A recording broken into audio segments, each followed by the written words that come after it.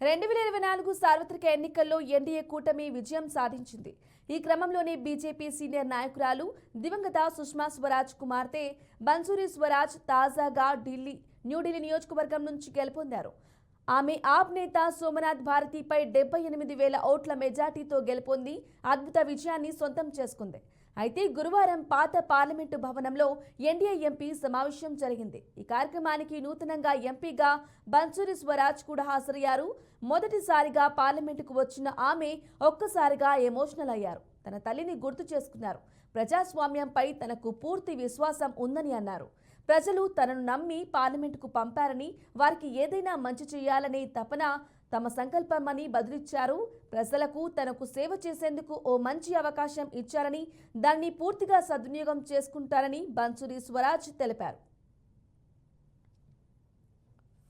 जी एक दायित्व का एहसास है और जनता जनार्दन की कृतज्ञता मैं उनके प्रति ज्ञापित करना चाहूँगी कि उन्होंने सेवा का मौका दिया है, जिम्मेदारी को पूरी कर्तव्य निष्ठा से। जी एक दायित्व का एहसास है और जनता जनार्दन की कृतज्ञता मैं उनके